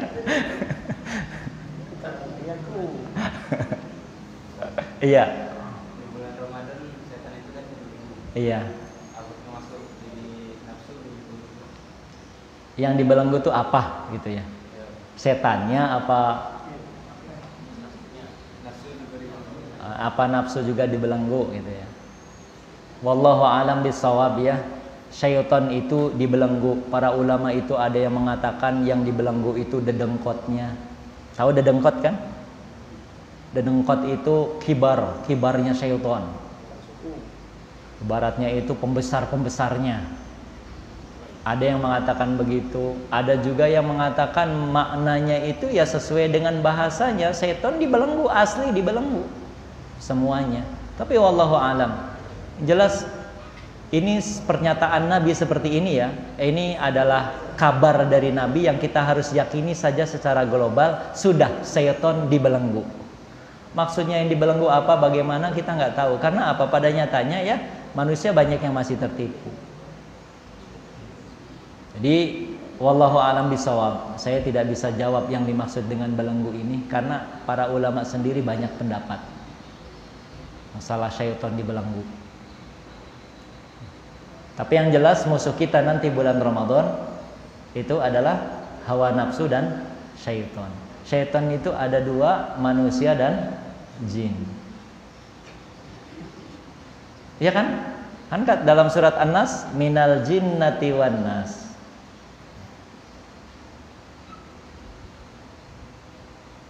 Wallahu a'lam. Terus sekilas perjelas persiapan ilmunya, Ustaz. Persiapan ilmu. Oh, tadi harusnya jangan dipotong tanya jawab.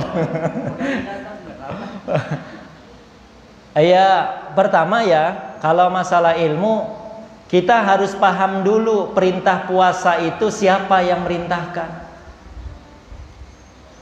Ya. Kalau yang merintahkannya atasan sama yang merintah bawahan beda hawa kita, hati kita. Ini yang siapa yang merintahkan puasa? Allah. Mana dalilnya? Dalilnya surat Al-Baqarah ayat 183. Itu dulu yang pertama. Karena dibangun dari pahamnya kita kepada perintah ini akan membuat kita semakin yakin bahwasanya ini perintah Allah. Karena untuk syarat bahwasanya puasa itu diampuni oleh Allah itu imanan wahtisaban. Imanan itu artinya yakin ini perintah Allah. Saya berpuasa dalam rangka menjalankan perintah Allah. Dan Allah Subhanahu wa taala ketika menyebutkan perintah puasa ini dengan gaya bahasa yang amat sangat baik. Hafal semua ayatnya ya? Saya baca, ya ayyuhalladzina amanu kutiba alaikumusiyam kama kutiba alal ladzina min qablikum la'allakum tattaqun. Ya ayyuhalladzina amanu, wahai orang-orang yang beriman. Singkat saja. Allah panggil kita dengan panggilan kemuliaan, orang beriman. Kalau kita dipanggil dengan gaya bahasa wahai orang-orang fasik, tersinggung tidak? Walaupun kita banyak dosa, kan nggak mau dipanggil fasik sini, nggak mau ya? Si fasik, si fajir, nggak ada yang mau. Walaupun kita memang banyak dosa, kita nggak mau dipanggil dengan gelar-gelar buruk. Pezina sini, kan nggak mau. Walaupun kita tiap hari matanya berzina, nggak mau kita dipanggil dengan panggilan-panggilan buruk. Allah memanggil kita dengan panggilan yang amat sangat baik. Wahai orang-orang yang beriman. Tidak dipanggil dengan panggilan wahai orang-orang kafir. Orang kafir aja nggak mau dijuluki kafir, coba ya, non muslim saja. Saking buruknya panggilan kafir. Jadi panggilan itu ternyata ikhwan ya, memanggil seseorang dengan panggilan baik itu ada pengaruhnya. Manggil anak dengan panggilan baik, wahai anakku, ya tidak? Enak nggak anak? Antum anak dipanggil sama bapaknya, ya bunayya, wahai anakku. Daripada dipanggil, kamu sini, tiap hari kerjanya makan, nah, kan nggak enak kita ya. jajan, HP segala macam. Tapi kalau dipanggil baik, wahai anakku, kemarilah. Kita suka dengan panggilan-panggilan baik. Dan Allah memanggil kita dengan panggilan baik dalam ayat ini. Wahai orang-orang yang beriman. Panggilan yang paling baik adalah wahai orang-orang yang beriman. Allah ternyata punya maksud manggil kita dengan panggilan baik. Apa? Mau ngasih perintah. Karena kita aja ikhwan kalau ngasih perintah sama anak kita diawali dengan manggil dengan panggilan buruk, paling anak itu nggak bakal mau, ya kan? Apa panggilan buruk itu biasanya buat anak itu apa? Kacung sini, belikan roti, paling nggak mau dia. Nggak mau lah, manggilnya aja udah dengan panggilan buruk kan? Panggil dengan yang lembut dulu, wahai anakku, dirayu gitu kan, wahai anakku sini. Apa? Tolong belikan ini. Panggil dengan yang ramah. Ini Allah itu setelah manggil kita dengan panggilan baik, Allah sebutkan perintah setelah itu. Kutiba alaikumusiyam. Diwajibkan atas kalian berpuasa. Puasa itu perintah berat, ringan, sedang, susah. Perintah berat, ringan, susah, berat, susah, ringan, apalah. Panggilan apa? Puasa itu kewajiban yang apa? Berat kan? Berat. Puasa itu kewajiban berat ya. Di dalam puasa kita dituntut tidak makan, tidak minum. Dituntut tidak lihat wanita lain selain istri kita, ya kan? Dilihat pun boleh istri kita, tapi nggak boleh digituin. Berat sekali puasa itu, nggak gampang. Makanya Allah panggil dengan panggilan baik dulu. Karena Allah tahu puasa itu berat buat manusia itu. Berat. Bukan perkara yang mudah. Puasa artinya puasa yang tadi. Yang puasa yang betul-betul menahan makan, minum, lapar. Dan menahan syahwat. Menahan dari berbicara kotor. Mata melihat liar. Telinga mendengar kotor. Berat. Hanya Allah panggil dengan panggilan baik. Kutiba alaikumusiyam. Kemudian setelah Allah menyebutkan perintah puasa, yang kita sama-sama tahu puasa itu perintah berat, Allah beri hiburan. Apa hiburannya? Apa hiburannya? Hah? Hiburannya apa kira-kira? Kama kutiba alal ladina min qablikum, sebagaimana puasa itu sudah diwajibkan kepada umat sebelum kalian. Hiburan bukan? Artinya jangan kecewa, jangan sedih. Puasa ini juga dulu diwajibkan pada umat sebelum kamu. Bukan kamu saja loh yang puasa. Bahasa kitanya begini. Wahai anakku, dulu kakakmu juga nyuci baju sendiri. Kan begitu ya? Ketika kita nyuruh anak kita nyuci baju, wahai anakku, belajarlah mandiri, cuci baju sendiri, bersihkan kamar sendiri. Dulu kakakmu pun begitu. Dengan seperti itu, anak terhibur. Oh, berarti bapak nggak pilih kasih. Kan begitu, ya? Allah hibur, sebutkan umat terdahulu juga puasa. Bukan hanya umat ini yang puasa, umat terdahulu puasa. Diberi hiburan, diberi motivasi agar semangat. Ikhwan, di antara sebab seorang termotivasi belajar agama serius sungguh, itu motivasinya apa? Diceritakan kisah para orang terdahulu ketika belajar. Ya tidak? Diceritakan kisah Imam Bukhari ketika belajar. Para ustadz itu ketika menceritakan kisah sejarah Imam Bukhari, Imam Muslim, Imam Syafi'i, Imam Malik ketika mereka belajar, tujuannya apa? Memotivasi kan? Agar kita semangat seperti mereka. Ini Allah ini begini, orang dahulu tuh puasa loh gitu. Tujuannya agar kita semangat. Coba lihat kalau digali perintah seperti itu, dalam kan maknanya. Kemudian setelah itu Allah kasih hasil dari puasa, ending dari puasa itu apa? La'allakum tattaqun, sedangkan masuk surga syaratnya takwa. Allah panggil dengan panggilan yang paling baik. Allah kemudian setelah memanggil sebutkan perintah, setelah itu hibur, setelah itu kita dikasih ending dari puasa, yaitu menjadi orang bertakwa, masuk surga. Jadi Masya Allah, perintah puasa itu perintah dengan gaya bahasa yang sangat baik. Itu ilmu pertama yang harus kita punya. Kemudian ikhwan, puasa itu harus terpenuhi syarat-syaratnya agar puasa kita ini bagus. Pertama, niat. Niat itu harus bagus.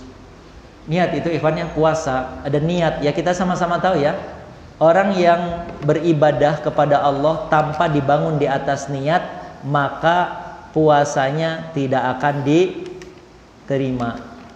Jadi harus dibangun di atas niat. Dan kata para ulama, niat dari puasa itu ada 4 macam. Ini ilmu singkat saja ya. Nah, harus kajian lagi kalau mau bahas ini.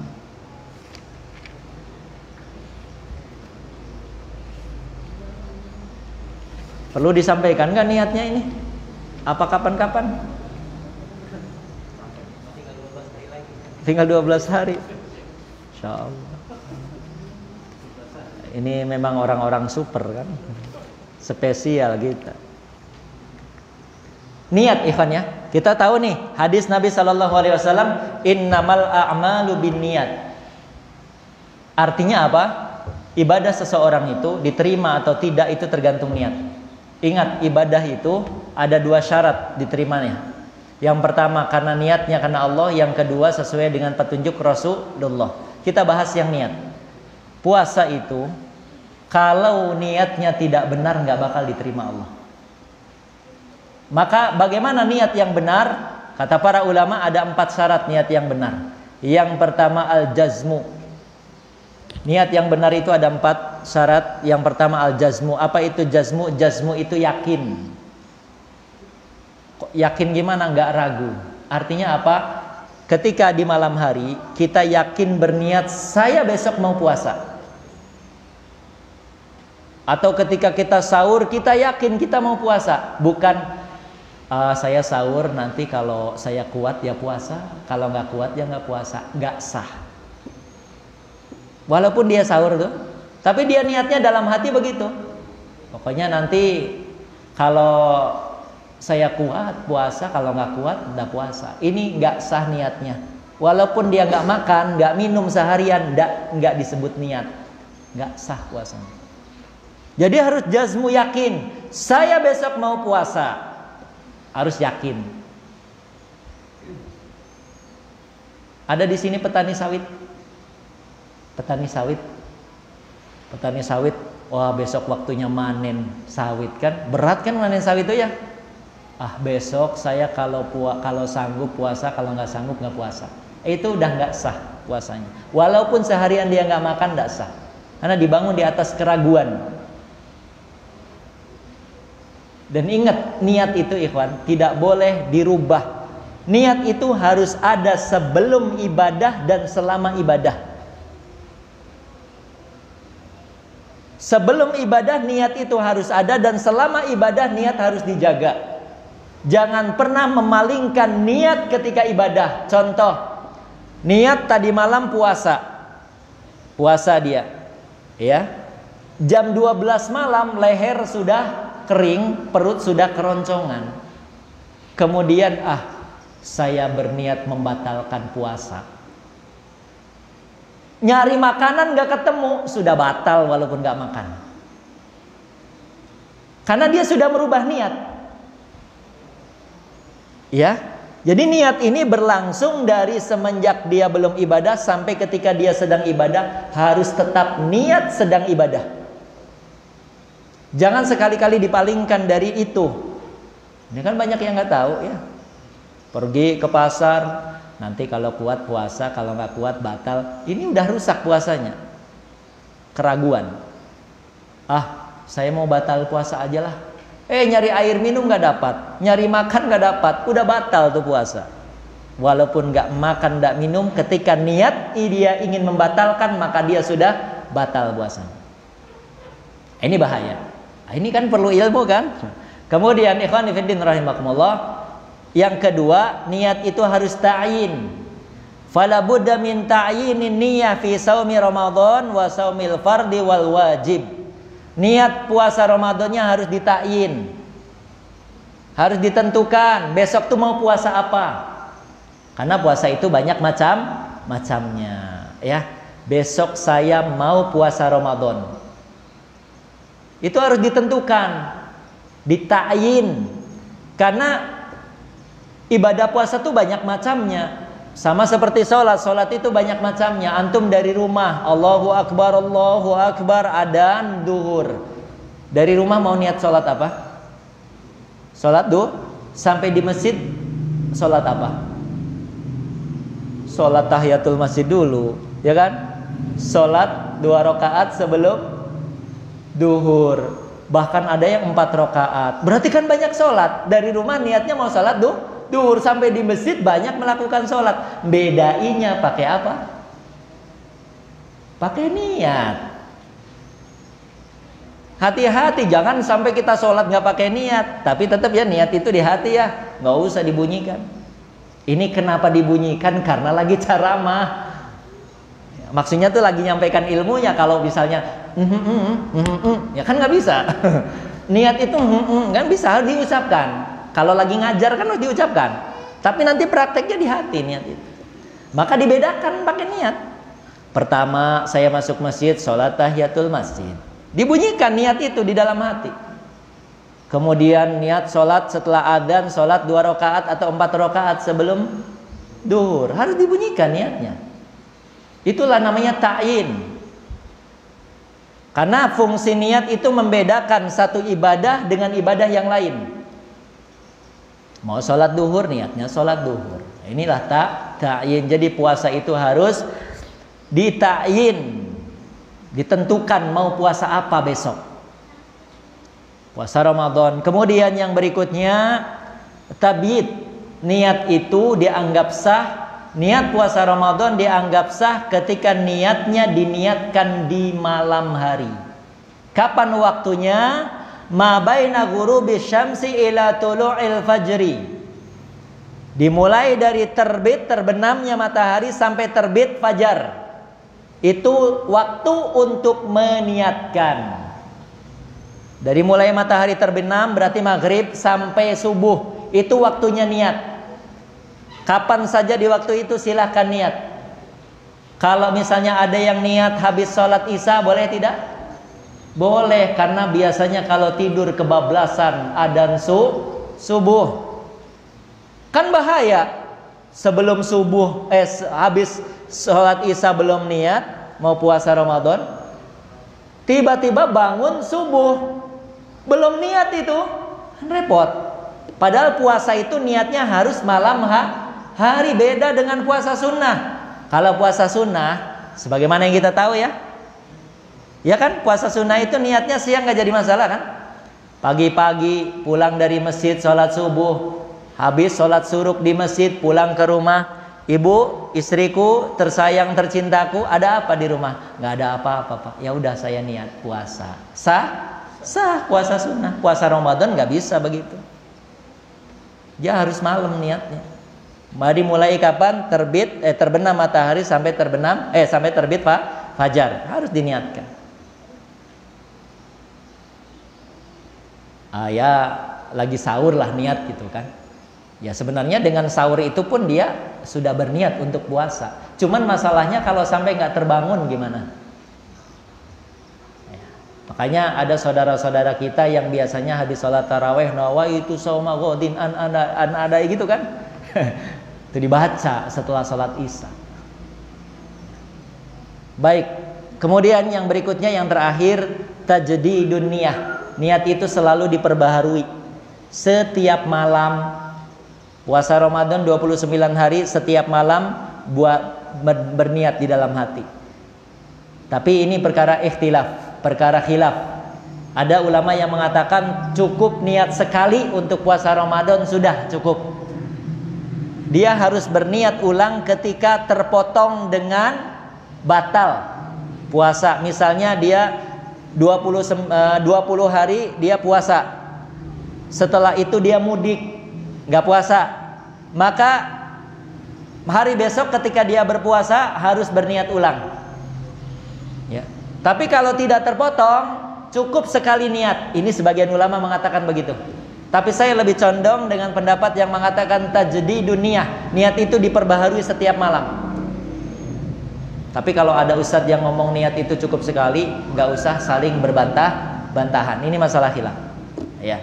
Ini masalah niat, ikhwan. Jadi ada empat hal yang harus kita perhatikan yang berkaitan dengan niat. Barakallahu fikum. Iya. Ini diantara ilmu yang penting ya, yang bisa kita sampaikan. Sebenarnya banyak lagi yang penting-penting lain lagi, tapi nggak bakal selesai lah satu hari ini ya. Kita mungkin antum bisa browsing di internet, tinggal klik Google gitu kan, mau ustadz siapa ketemu nanti di situ. Ya kan? Barakallahu fikum. Ya nggak ada pertanyaan ya. 14.33 ada Pak, masya Allah. Paling tua bapak ini harus dikasih hadiah. Waalaikumsalam warahmatullahi wabarakatuh. Nama saya Anwar ya. Ada yang mau ditanyakan? Iya, silakan. Niat di akhir bacaan sholat tarawih kan? Iya. Apakah baca doa kita itu cukup sekali awal rakaat pertama? Iya. Oke, Tiap rakaat, tiap awal rakaat Pak ya. doa kita. Iya, barakallahu fikum. Ada pertanyaan yang sangat baik ya. Beliau bertanya tentang hukum tentang tata cara membaca doa iftitah. Untuk yang tidak tahu, doa iftitah itu apa? Doa iftitah itu apa? Doa iftitah itu doa yang dibaca setelah takbiratul ihram. Ya Allahu Akbar. Ada yang membacanya wajjahtu wajhiya lilladzi. Ada yang membaca Allahu Akbar kabira walhamdulillahi katsira. Ada yang membaca Allahumma ba'id baini wa baina. Kalau tidak salah di dalam kitab Sifat Salat Nabi Syekh Nasiruddin Al-Albani itu ada 13 riwayat doa iftitah. Ya, 13. Pertanyaannya, apakah doa iftitah ini dibaca di setiap rakaat awal? Iya Pak ya?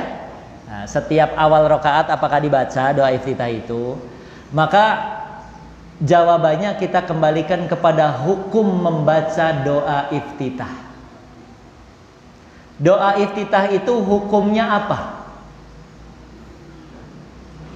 Wajib apa? Rukun atau sunnah? Rukun apa sunnah? Sunnah. Ya.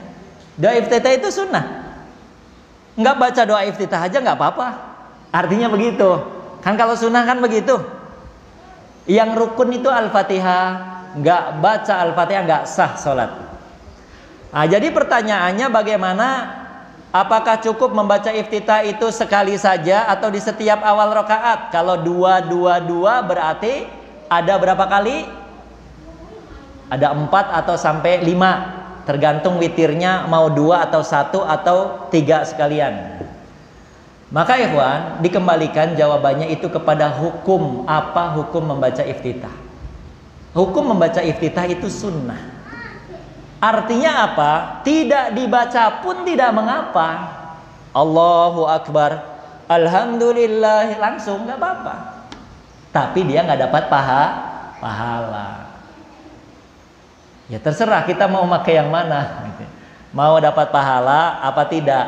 Kalau dapat pahala ya kita baca. Kemudian kalau di dalam sholat tarawih ya, yang saya lihat kebanyakan para imam itu tidak membaca iftitah di rokaat-rokaat berikutnya. Itu tidak apa-apa, tidak jadi masalah. Kalau mau dibaca nggak masalah, nggak dibaca pun tidak jadi masalah karena hukum asalnya pun sunnah. Mungkin itu Pak ya, paham ya Pak ya? Ya, silakan. Ada lagi? Iya.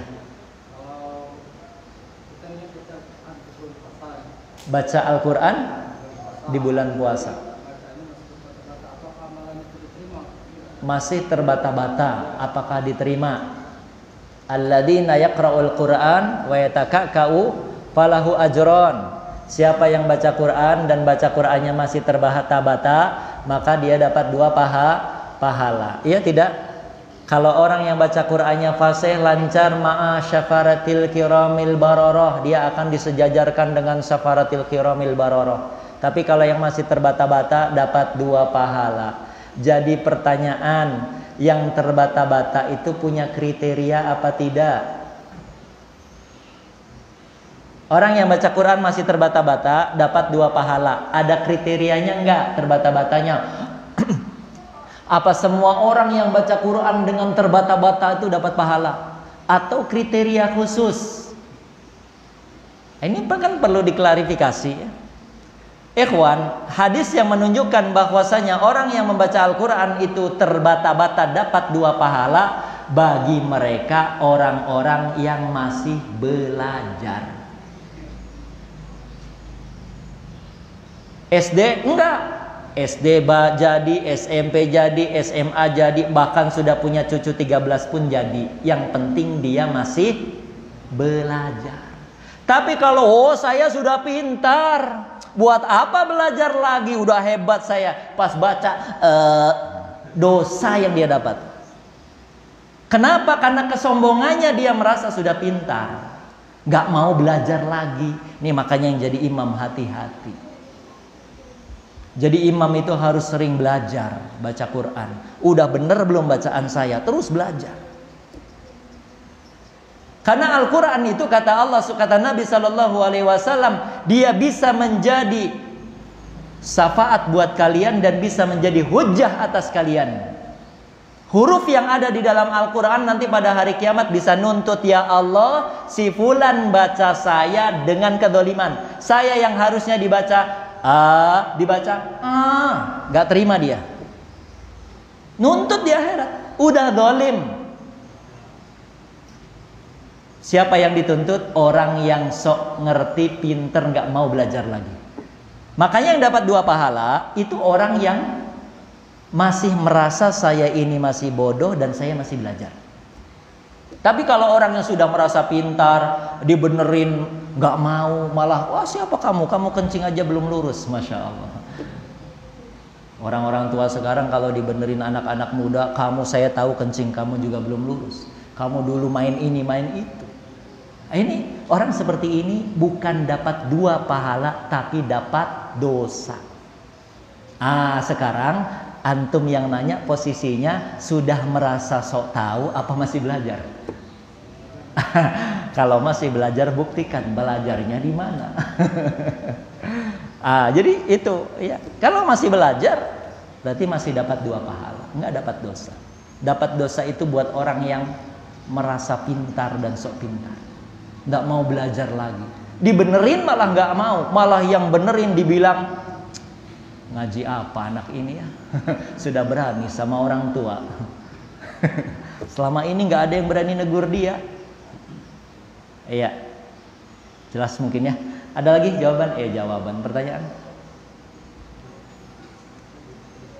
Yang akhwat asli ini nggak ada yang nanya.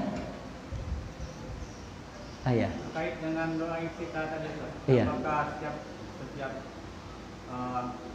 takbiratul ihram doanya dirubah atau yang itu aja gimana? Mau dirubah gitu? Itu doa iftitahnya. Ya boleh.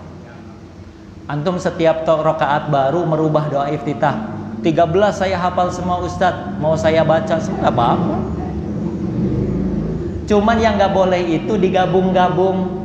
Doa iftitah yang A dipotong, digabung dengan doa iftitah yang B. Ya kan? Dipotong sini, digabung sini, nggak boleh.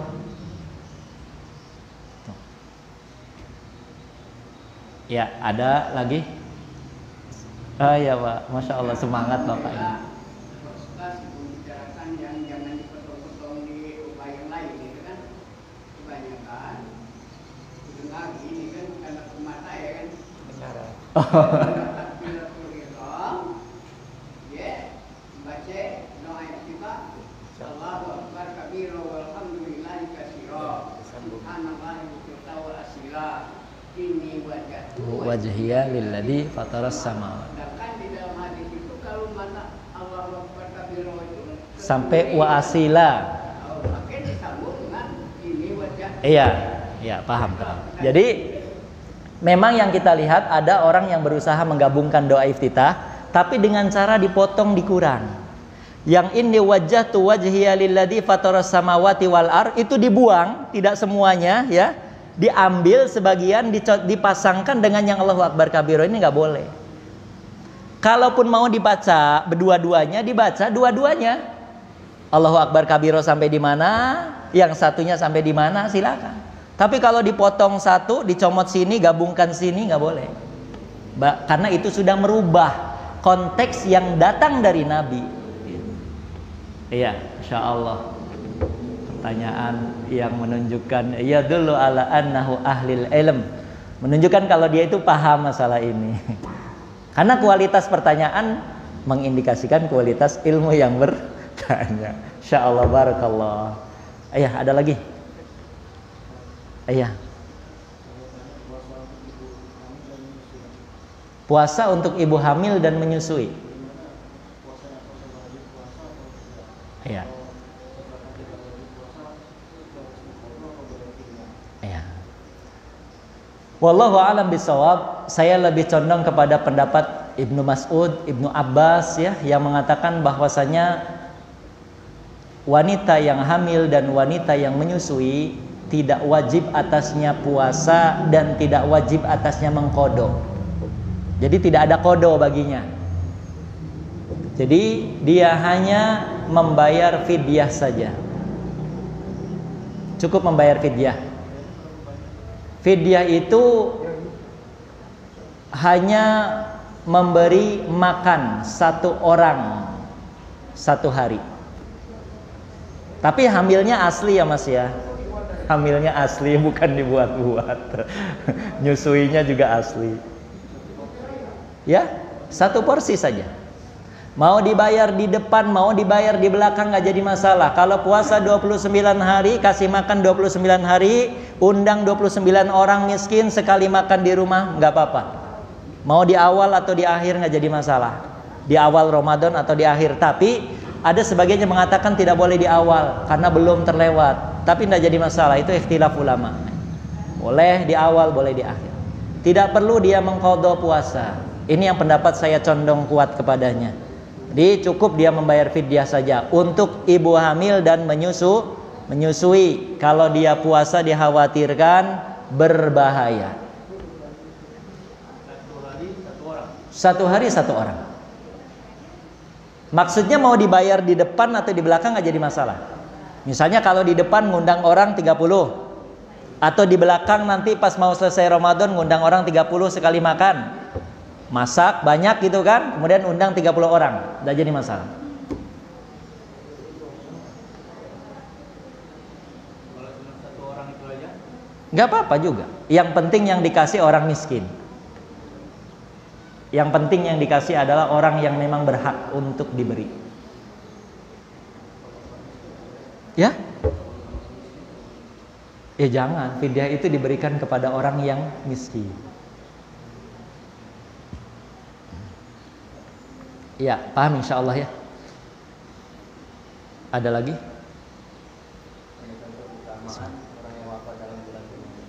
Keutamaan orang yang wafat bulan Ramadan. Ada ya keutamaannya. Malah dia nggak dapat pahala banyak itu, apalagi kalau wafatnya di hari pertama. Bahkan para ulama itu berharap bisa berada pada bulan Ramadan. Nggak ada yang berdoa ya Allah wafatkan saya di bulan Ramadan, nggak ada. Ya Allah pertemukan saya di bulan Ramadan dan jadikan saya mampu beribadah di bulan Ramadan. Karena nggak ada keutamaannya wafat di bulan Ramadan. Ya orang yang wafat di bulan Ramadan berarti tercegah, terhalang darinya beramal kan. Ya.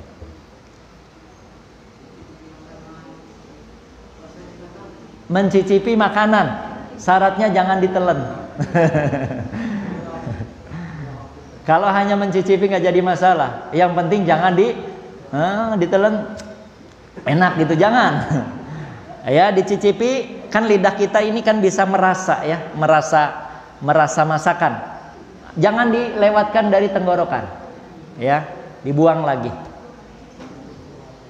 Iya, insya Allah. Ada lagi?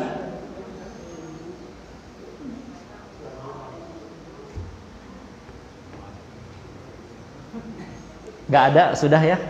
Sudah. Kayaknya jadwalnya habis Pak, jamnya habis Pak. Kalau mau nambah lagi harus ada perjanjian baru. Barakallah, ya hanya bercanda. Kita akhiri dengan doa kifaratul majelis. Kita berharap majelis kita majelis yang bermanfaat, darinya kita dapatkan ilmu yang bermanfaat ya. Subhanakallahumma wa bihamdik asyhadu an la ilaha illa anta astaghfiruka wa atubu ilaik. Assalamualaikum warahmatullahi wabarakatuh.